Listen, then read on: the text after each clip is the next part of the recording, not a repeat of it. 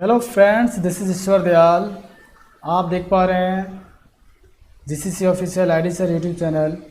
आज मैं डिस्कस करने जा रहा हूँ सैलरी शीट। आज हम बात करेंगे सैलरी शीट के बारे में, या इसे हम ऐसे भी कह सकते हैं हाउ टू प्रिपेयर और maintain salary sheet with PF, ESI, professional tax and income tax calculation in MS Excel.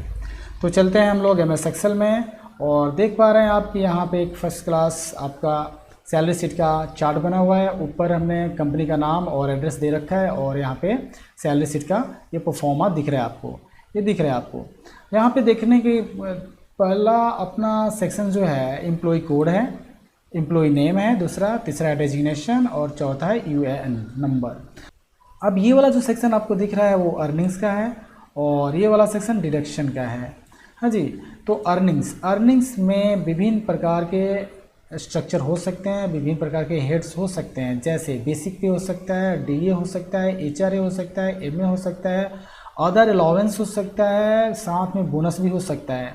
तो हमने यहाँ पे प्रयास किया है कि 5 हेड लेके चलूँ, बेसिक सैलरी का, डीए का, एचआरए का, मेडिकल का और एक ग्रॉस सैलरी तो होता ही है। हाँ जी, तो उसी प्रकार अब डिडक्शन का भी मैं देख लेता हूँ। प्रोफेशनल टैक्स का, यानी इसमें से डिडक्शन का अर्थ होता है कटौती, यानी आपके जो अर्निंग्स होते हैं, यानी कुल आय में से जो कटौतियाँ होती हैं उसे हम डिडक्शन के नाम से जानते हैं। तो फिलहाल ये प्रोफेशनल टैक्स कटेगा आपके अर्निंग्स में से, ईपीएफ कटेगा अगर आप अप्लीकेबल हैं तो, ईएसआई कटेगा अगर आप एप्लीकेबल हैं तो, और एडवांस अगर आपने ले रखा है तो कटेगा। तो इस तरह टोटल डिडक्शन हो जाता है। तो ग्रॉस सैलरी में से टोटल डिडक्शन लेस करके हमें सैलरी पेड पर मंथ प्राप्त होता है और हमें फिर एनुअल सैलरी में कैलकुलेशन करना होता है, फिर उसमें हमको इनकम टैक्स अप्लाई करना होता है। तो आप देख पा रहे हैं यहाँ पे, जैसे मान के चलिए यहाँ पे 50,000, 25,000 अगर प्रेस करता हूँ तो आप यहाँ पे देख पा रहे हैं कि 50,000 पे 8,38,800 है। जैसे ही मैं एंटर मारूंगा ये चेंज हो जाएगा, यानी ये पूरा का पूरा स्ट्रक्चर आपका क्या हो जा रहा है, चेंज हो जा रहा है। तो ये कैसे चेंज हो रहा है इसकी बात हम करेंगे। तो यहाँ पे सारे फील्ड में हमने क्या लगा रखा है, फॉर्मूला लगा रखा है। यानी एक बार आप फॉर्मूला लगा लो और आपकी कंपनी में अगर हज़ारों लाखों कर्मचारी काम कर रहे हैं तो आप एक क्लिक पे अगर वन टाइम सेट कर लेते हो तो एक क्लिक पे आप क्या कर लोगे, सैलरी शीट को कैलकुलेट कर सकते हो, सैलरी शीट बना सकते हो। सिर्फ यही नहीं है, अगर आप टैली प्राइम में भी अगर बनाना चाहते हैं तो बेहतर बना पाएंगे और वहाँ तो और बेहतर बनता है। यहाँ पे तो मैनुअल कैलकुलेशन होता है, वहाँ पे एकदम आप वन टाइम सेटिंग कर लो पेरोल का, वहाँ पे फर्स्ट क्लास बन जाता है। तो हम बात कर रहे हैं यहाँ पे अभी एक्सेल की, तो एक्सेल में ही देखेंगे और आपको देखना होगा पेरोल प्राइम में, तो उसका डिस्क्रिप्शन में लिंक दिया जा रहा है, उसमें आप टैली प्राइम पे भी और पेरोल का कैलकुलेशन देख सकते हैं। तो आप अभी हम क्या कर देते हैं, इस सारी चीज़ को डिलीट कर देते हैं ताकि आपसे मैं फॉर्मूला अप्लाई करूं और आप देख पाएँ अच्छी तरह। ठीक है, तो यहाँ पे कुछ टर्म्स एंड कंडीशंस दिए हुए हैं। हमने डेजिग्नेशन 5 या 6 लिया है, जैसे ऑफिसर है, असिस्टेंट है, अकाउंटेंट है, एक्जीक्यूटिव है, क्लर्क है, प्यून है। तो इतने हमारे पास डेजिग्नेशन वाले एम्प्लॉई हैं। आप इसमें बढ़ा भी सकते हैं, as per your company requirement you can increase और decrease the designation and also it will be increased employee name and employee code because the size of company, अब सब कंपनी के साइज़ के अनुसार, यानी उसके जो स्ट्रेंथ हैं एम्प्लॉयज़ के, तो उसके अनुसार आप इसमें बढ़ा घटा सकते हैं। जस्ट मैंने एक सैम्पल लिया हुआ है 6 का, आप देख पा रहे हैं यहाँ पे। तो टर्म्स एंड कंडीशंस ये है, डीए, फर्स्ट डीए है मेरा, तो डियरनेस अलाउंस। तो आपको एक बात ध्यान रखनी होगी कि जो कुछ भी, यानी जो भी कैलकुलेशंस होंगे वो बेसिक सैलरी पे ही होता है ना। यानी आपको सैलरी डिमांड करना होगा तो आपको ज़्यादातर बेसिक सैलरी पे ही जोर देना होगा कि आपकी जितनी बेसिक सैलरी ज़्यादा होगी उतना आपको बेनिफिट ज़्यादा मिलेगा। तो यहाँ पे चलते हैं, अगर इसका 25,000 इसका बेसिक सैलरी है तो इसका डीए कितना बनेगा।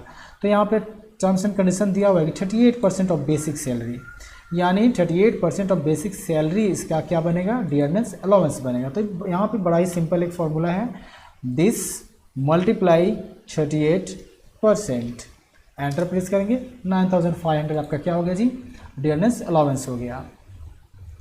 तो अब हम बात करेंगे हाउस रेंट अलाउंस की, HRA की, यानी इसे हम बोलते हैं मकान किराया भत्ता, और डियरेंस अलाउंस को बोलते हैं महंगाई भत्ता। तो मकान किराया भत्ता की चर्चा करते हैं। तो इसका कंडीशन दिया हुआ है HRA का, if 10% of basic salary is higher than ₹2000 then HRA will ₹2000। यदि बेसिक सैलरी का 10% 2000 से ज़्यादा होता है तो उसे HRA कितना मिलेगा? 2000 ही मिलेगा। दूसरा लाइन बोल रहा है, if 10% of basic salary is lower than 2000 then HRA will 10% of basic salary. यदि उसका बेसिक सैलरी का 10% 2000 से कम होता है तो उतना ही मिलेगा जितना उसका बेसिक सैलरी का HRA बन रहा है। यानी बेसिक सैलरी का 10% जितना बनेगा उतना ही मिलेगा। कब? किस अवस्था में? तो जब उसका बेसिक सैलरी का 10% 2000 से कम होगा तब। तो चलते हैं इस चीज़ को, इस लॉजिक को हम किस तरह फॉर्मूला में अप्लाई करते हैं तो आप देखेंगे। इक्वल टू इफ़ का फॉर्मूला लगाएंगे, ब्रैकेट ओपन करेंगे और मैं क्या करूँगा, बेसिक सैलरी के सेल को मैं क्या कर लूँगा, सिलेक्ट कर लूँगा। अब यहाँ पे क्या बोल रहा है कि 10%, हाँ जी, बेसिक सैलरी का 10%। तो बड़ा ही सिंपल, ये तो हमने देख लिया। बेसिक सैलरी का यानी F7 का 10% ग्रेटर देन 2000 यानी 2000 से ज़्यादा हो रहा है तो इसको आप क्या दे दो, 2000 दे दो, राइट। अब चलिए नेक्स्ट। अब बोल रहा है कि अगर उसका बेसिक सैलरी का 10% 2000 से कम होता है तो उतना ही मिलेगा जितना 10% बनेगा। तो जैसे देख लिया जाए, पुनः F7 को क्लिक करेंगे और 10% इसका हमने अप्लाई कर दिया। ओके, नाउ ब्रैकेट को क्लोज कर देंगे और एंटर प्रेस कर देंगे। हाँ जी, तो आप देख पा रहे हैं कि 25,000 का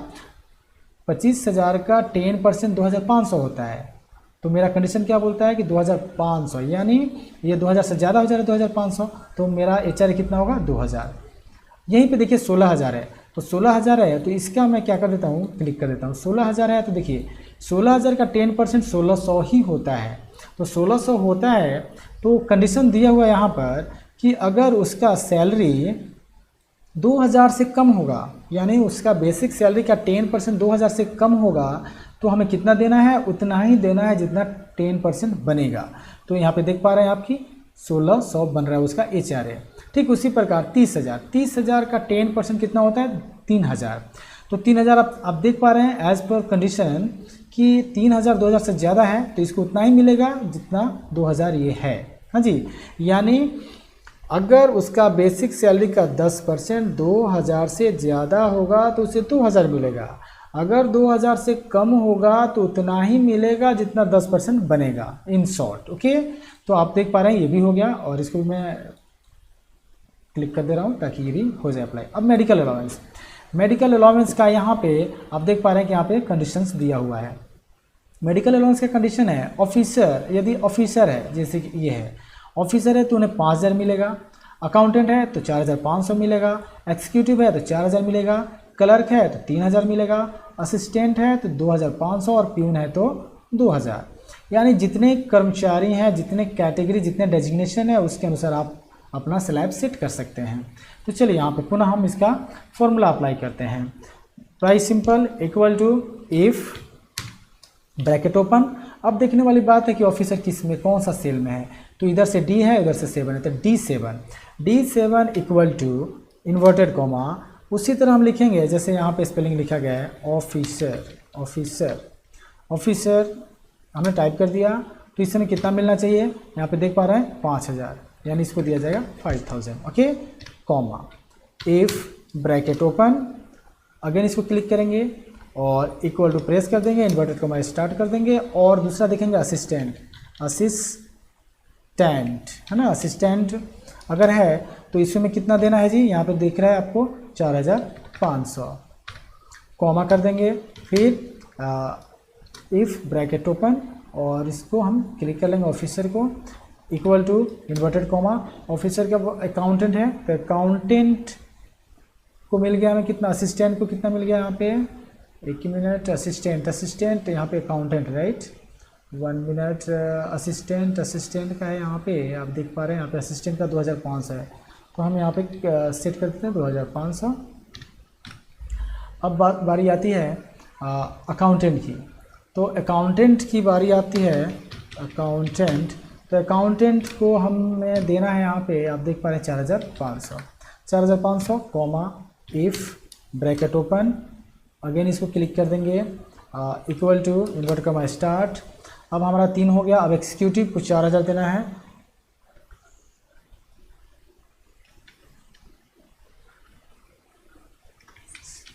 एक्जीक्यूटिव को ब्रैकेट इन्वर्टेड कॉमा क्लोज करके कॉमा कर देंगे। यहाँ पे एक्जीक्यूटिव को 4000 मिल रहा है जी। चलिए कॉमा, फिर एक और है if click this and equal to inverted comma, अब हो जाएगा आपका क्लर्क, CLERK क्लर्क। कलर को कितना मिल रहा है आप यहाँ पे देख पा रहे हैं 3000। अब जो है कलर को मिल रहा है आपको 3000। यहाँ पे मैं क्लिक कर दूँ, यहाँ पे कॉमा दे दीजिए, हाँ जी। तो अब आप देख पा रहे हैं कि ऑफिसर को 5000 यहाँ पे दिख रहा है, अकाउंटेंट को 4500 यहाँ पे है, असिस्टेंट को 2500 यहाँ पे है, और कलर को 3000 यहाँ पे है, और असिस्टेंट को 2500 आप ऑलरेडी हम लोग डिस्कस कर चुके हैं। एक्जीक्यूटिव का 4000 यहाँ पे है। अब रही बात आखिरी प्यून को कितना मिलेगा, तो प्यून के लिए हमें अलग से कोई डिस्कस करने की ज़रूरत नहीं है, क्योंकि मैं पहले क्लास में बता चुका हूँ कि अगर हमारे पास 1 2 3 4 5 6 आर्गूमेंट हैं, यानी 6 अर्गू है, तो उसमें से हमें 5 का ही मेंशन करना है, छठा अंडरस्टूड है, तो छठे का सिर्फ हम लोग क्या डाल देंगे, अमाउंट डाल देंगे 2000। हाँ जी। अब यहाँ पे देखने वाली बात ये है कि हमने इफ़ का प्रयोग कितना बार किया है, 1 2 3 4 5 टाइम्स हमने इफ़ का प्रयोग किया, तो 5 टाइम्स हम क्लोज कर देंगे ब्रैकेट को, 1 2 3 4 5। आप देख पा रहे हैं 1 2 3 4 5, मेरा फॉर्मूला रेडी है। अब एंटर प्रेस करेंगे, जैसा आप देख पा रहे हैं कि 5000 हो गया, यानी ऑफिसर है तो यहाँ पे देख पा रहे हैं आपको 5000 है, और यहाँ पे डबल क्लिक कर देंगे तो आप देख पा रहे हैं असिस्टेंट कहाँ है, असिस्टेंट का 2500 है। उसके बाद क्या है, अकाउंटेंट का 4500 है, यहाँ पे दिख रहा है आपको। 4000 किसका दिख रहा है, एक्जीक्यूटिव यहाँ पे दिख रहा है 4000।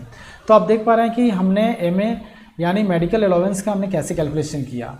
तो अब ग्रॉस सैलरी की बारी आती है, तो इसको हम क्लिक कर देंगे, सम कर देंगे, SUM सम ब्रैकेट ओपन, और यहाँ से सिलेक्ट करते हुए यहाँ तक आ जाएंगे, यानी टोटल मेरा कितना हो जाएगा 41,500, यानी हमारी सैलरी 25,000 है, तो इसका DA कितना 9,500 बना, और 2,000 हाउस रेंट HRA बना, और 5,000 MA बना, यानी टोटल ग्रॉस सैलरी मेरा कितना हो गया 41,500। तो आप देख पा रहे हैं कि यहाँ तक हम लोग पहुँच चुके हैं ग्रॉस सैलरी तक। इसको भी डबल क्लिक कर देते हैं, ये हो गया। अगर ये वीडियो आपको अच्छा लग रहा है तो आप अवश्य ही लाइक शेयर और सब्सक्राइब करें, ताकि मैं और आपके लिए बेहतर टेक्नोलॉजी भरा एडवांस फार्मूला के साथ में एक्सेल की प्रस्तुति कर पाऊँ। तो चलते हैं प्रोफेशनल टैक्स। तो प्रोफेशनल टैक्स हम महाराष्ट्र का लेंगे, जैसे यहाँ पे दिखा दे रहे हैं, इसका आपका है सेगमेंट। चलिए यहाँ पे प्रोफेशनल टैक्स का स्लैब है। अगर आपकी सैलरी पर मंथ 7,500 है तो आपको प्रोफेशनल टैक्स पे करना होगा।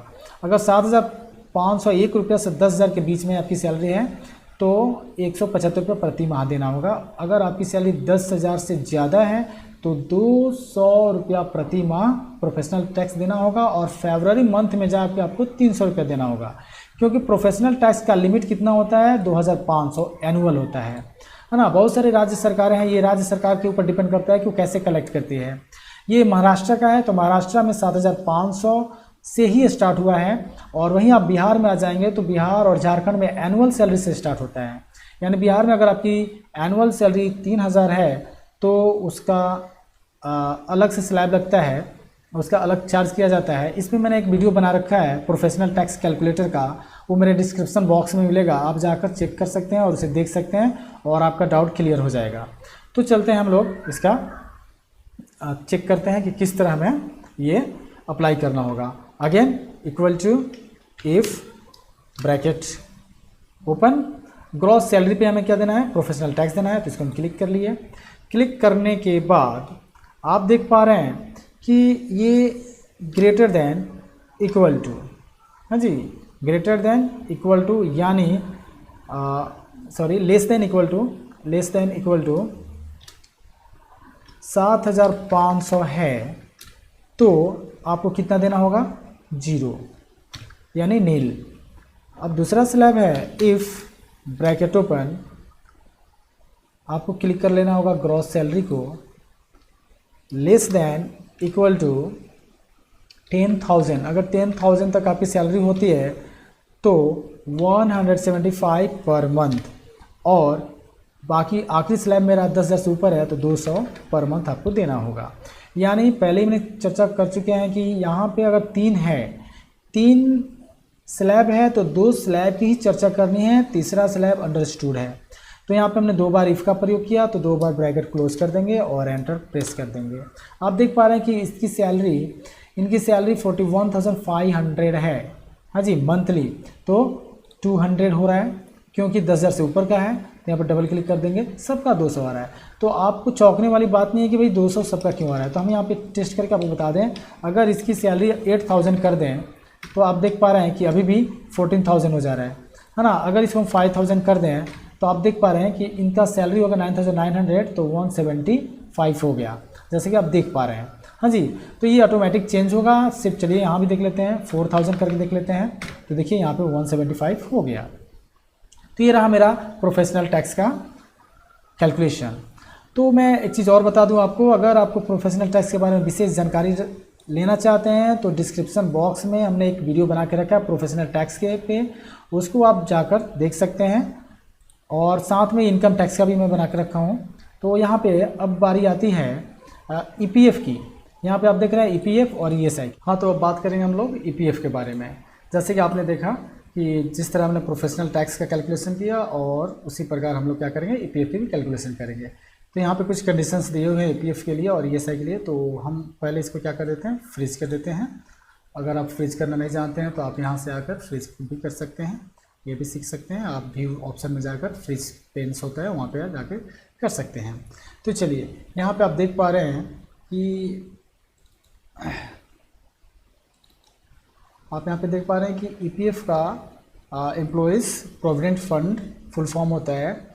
और इसका मीनिंग ये होता है कि कोई भी कर्मचारी यानी कोई भी एम्प्लॉय अपने जॉब पीरियड में कुछ छोटा सा अमाउंट कंट्रीब्यूट करता है और वह आफ्टर रिटायरमेंट उसका बेनिफिट लेता है।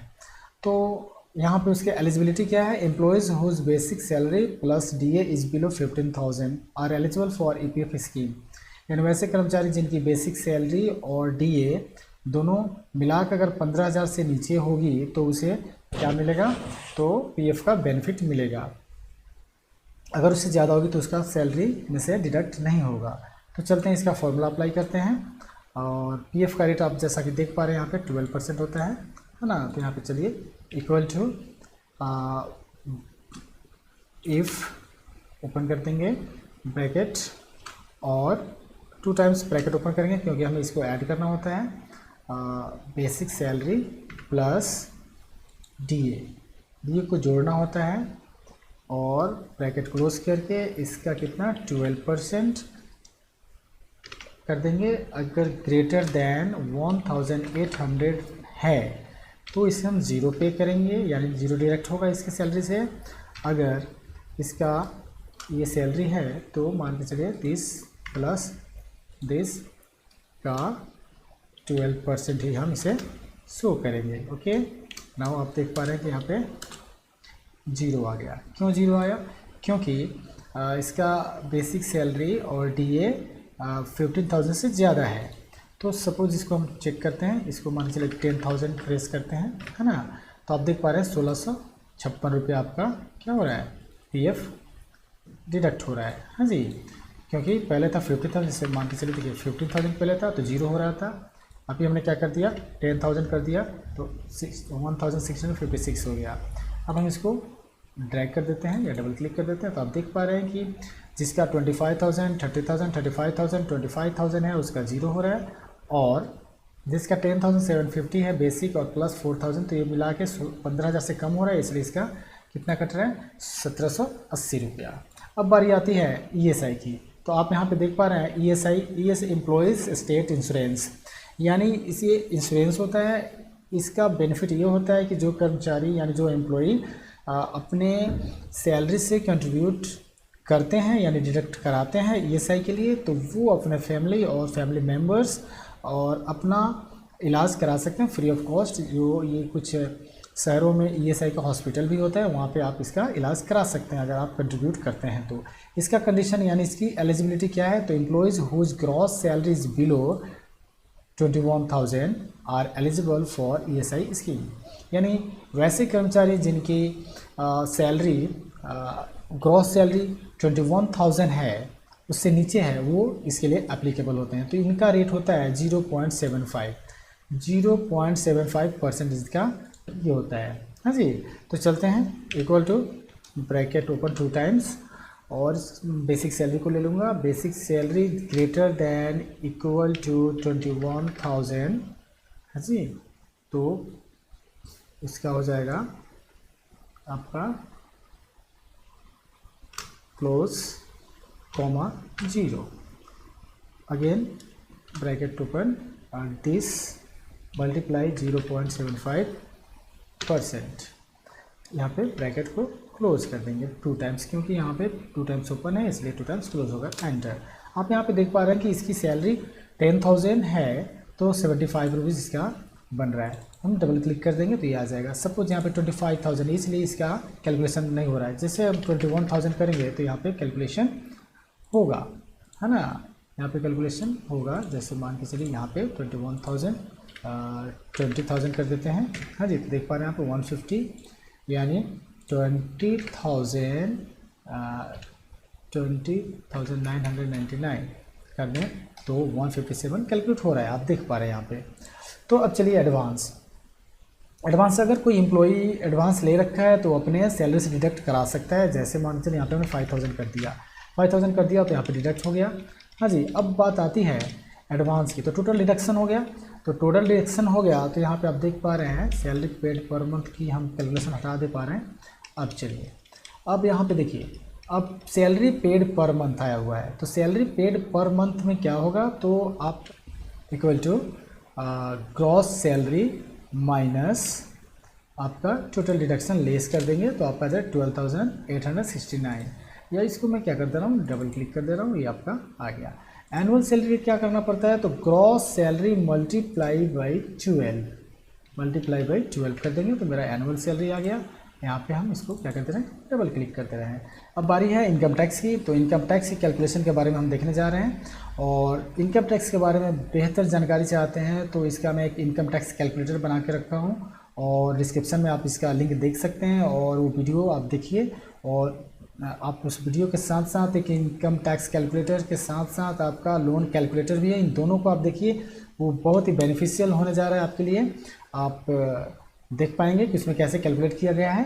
अब रही बात इनकम टैक्स की, तो इनकम टैक्स का अकाउंटिंग ईयर फाइनेंशियल ईयर 2023-24 और असेसमेंट ईयर 2024-25 के लिए जो जस्ट बजट पास हुआ है उसमें आप देख रहे होंगे कि उसका स्लैब क्या है। 3 लाख तक 0% है, 3 to 6 लाख तक 5%, 6 लाख से 9 लाख 10%, 9 to 12 15% और 12 लाख से 15 लाख तक 20% और एबव 15 लाख 30%। तो ये फॉर्मूला कैसे अप्लाई किया जाएगा तो आप देखेंगे यहाँ पे। मैं थोड़ा सा इसको मूव करता हूँ यहाँ पे।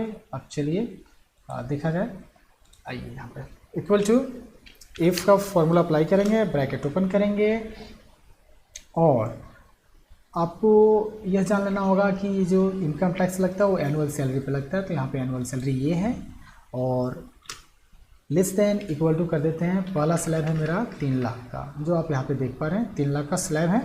तो 3 लाख का स्लैब है तो इस पे आपको 0 देना होता है, यानी आपका डिडक्शन 0 होगा क्योंकि ये नील है। आप देख पा रहे हैं यहाँ पे कि ये नील है। तो नेक्स्ट स्लैब में देते हैं ब्रैकेट ओपन, अगेन इसको क्लिक करेंगे, लेस देन इक्वल टू दूसरा स्लैब है मेरा 6 लाख का, 6 लाख कॉमा ब्रैकेट ओपन, और 6 लाख में से पहले 3 लाख को मैं लेस करूँगा क्योंकि मेरा 3 लाख जो है वो फ्री है। 3 लाख पे टैक्स कुछ नहीं लगता है, इसलिए 3 लाख लेस करके 5% हम लोग अप्लाई कर देंगे। अब आते हैं तीसरे स्लैब पे, इफ़ ब्रैकेट ओपन, इसको क्लिक कर देंगे और लेस देन इक्वल टू करके अभी हमें कितना का स्लैब है 9 लाख का। 9 लाख का है स्लैब, तो इसको हम क्या कर देंगे, ब्रैकेट ओपन करके अगेन इसको क्लिक करके उसमें से 6 लाख लेस कर देंगे। क्यों? क्योंकि मेरा दूसरा स्लैब 6 लाख का है, इसलिए इसको हम लेस करके मल्टीप्लाई कर देंगे 10% और प्लस हम कर देंगे 15,000। क्यों 15,000? तो क्योंकि सेकेंड स्लैब का 15,000 ही टैक्स बन पा रहा है। Again comma if bracket open, इसको क्लिक कर देंगे और लेस देन इक्वल टू, अब मेरा नेक्स्ट स्लैब कितने का है, 12 लाख का है, 12 लाख का, तो 12 लाख का है तो इसमें से हम क्या कर देंगे, 9 लाख को घटा देंगे, यानी 9 लाख को लेस कर देंगे। 9 लाख को लेस करके इस पे अप्लाई कर देंगे 15%, अब प्लस 45,000 ऐड कर देंगे, क्योंकि इसका जो आपको दिख रहा है 6 लाख, 3 लाख से 6 लाख के बीच में 15,000 और 6 लाख से 9 लाख के बीच में 30,000, तो 30 और 15 45 हो जाता है। 45,000 हमने ऐड कर दिया। अगेन हम क्या कर देंगे, इफ़ ब्रैकेट ओपन, इसको क्लिक कर देंगे और less than equal to press करके यहाँ तक हमने 12 लाख किया है, अब 15 लाख प्रेस कर देंगे। 15 लाख हो गया, इसमें से हमें क्या कर देना होता है, 12 लाख को लेस कर देना होता है। हाँ जी, तो -12 लाख है ना, उस पर अब हम अप्लाई कर देंगे 20% का, 20% प्लस 90,000 हम इसको ऐड कर देंगे, कॉमा। अब आखिरी स्लैब है 15 लाख के ऊपर, तो आखिरी स्लैब का हमें कोई इफ़ का फॉर्मूला अप्लाई नहीं करना होता है, क्योंकि वो अंडरस्टूड होता है। जैसे 1 2 3 4 5 6 स्लैब हैं, तो 6 स्लैब में 5 टाइम्स ही हमें इफ़ का प्रयोग करना होगा। 6 टाइम कंप्यूटर ऑटोमेटिक ले लेगा, यानी हमें सिर्फ इसको क्या दे देना होगा, इसको हमें 15 लाख ही इसको कर देना होगा, और इसका लास्ट स्लैब का 30% है ये, प्लस 1,80,000 हमें कर देना होगा। हाँ जी, अब यहाँ पे हमें ये देखना होगा कि कितना बार हमने इफ़ का प्रयोग किया, तो 1 2 3 4 5 6 टाइम, यानी 5 टाइम हमने क्या किया, इफ़ का प्रयोग किया, तो 5 टाइम हम ब्रैकेट को क्लोज कर देंगे। 1 2 3 4 5, यानी जितना बार मेरा ब्रैकेट ओपन होगा उतना बार ब्रैकेट क्लोज होगा, या यूँ भी कर सकते हैं जितना बार हमने इफ़ अप्लाई किया उतना बार हमें क्या करना होगा कि ब्रैकेट को क्लोज करना होगा। ये मेरा फॉर्मूला रेडी है, अब मैं एंटर प्रेस करने जा रहा हूँ। आप देख पा रहे हैं कि ये 0 आ गया। 0 क्यों आया? क्योंकि 1,54,428 यानी एनुअल सैलरी 3 लाख से कम है, तो हमें एनुअल सैलरी 3 लाख से बढ़ाने के लिए हमें क्या करना होगा, बेसिक सैलरी में हमको क्या करना होगा, 50,000 हम प्रेस करते हैं यहाँ पे। तो आप देख पा रहे हैं कि यहाँ पे सारा चीज़ चेंज हो जाएगा, DRNS DA HRA MA gross professional tax CPF PSI advance, everything will be changed, because हमने यहाँ पे क्या रखा है, फॉर्मूला अप्लाई करके रखा है। जैसे एंटर प्रेस करेंगे, यहाँ पे आपका हो जाएगा एनुअल सैलरी 8,49,600, तो यहाँ पे आपका टैक्स कितना बन जा रहा है, 39,960। अब इसको मैं डबल क्लिक कर दूंगा। अब आप देख पा रहे हैं कि यहाँ पे इसका 13,620, इसका 19,920, यहाँ पे 8,580 और यहाँ पे 1,90,190 रुपया 10 पैसा इसका टैक्स, इसका एनुअल इनकम है, इसलिए इसके कोई टैक्स नहीं। यदि आप वेरीफाई करना चाहते हैं कि ये टैक्स कैसे कैलकुलेट हो रहा है, तो इसका तो मैंने फार्मूला यहाँ पे दे रखा है। इसके अलावा अगर मैं इसको जांचूं कि मतलब किस तरह ये कैलकुलेट कर रहा है, तो इसके लिए मैंने एक कैलकुलेटर बना के रखा हुआ है जो आपके स्क्रीन पे दिख रहा है। यहाँ पे देखिए, अगर मैं यहाँ पे 10 लाख प्रेस कर रहा हूँ, यानी 10 लाख टाइप कर रहा हूँ, तो आपका कितना टैक्स बनेगा, 60,000 बनेगा। तो उसी प्रकार मैं यहाँ पे आके देख पा रहा हूँ कि मेरा यहाँ पे एनुअल सैलरी कितना है जी, 8,49,600। तो 8,49,600 यहाँ पे मैं टाइप करूँगा, 8,49,600। तो आप देख पा रहे हैं कि यहाँ पे टैक्स कितना बना जी, 39,960, 39,960 रुपया टैक्स बन रहा है। तो चलते हैं यहाँ पे देखते हैं क्या इतना आया हुआ है। बिल्कुल यहाँ पे आया हुआ है, देख रहे हैं 39,960 आपका आया हुआ है। चलिए अब यहाँ पे हम देखते हैं कि 8,550 है, तो यहाँ पे आपका सैलरी कितना है, एनुअल सैलरी 4,71,600, 4,71,600 है। तो यहाँ पे हम डालते हैं 4,71,600। जैसे ये प्रेस करेंगे 8,550 आपका टैक्स यहाँ पे बनते हुए दिख रहा है। तो यहाँ भी आप देख लेंगे 8,550 ही टैक्स बन रहा है। तो आपने देखा कितना अच्छा ये इनकम टैक्स कैलकुलेटर काम कर रहा है।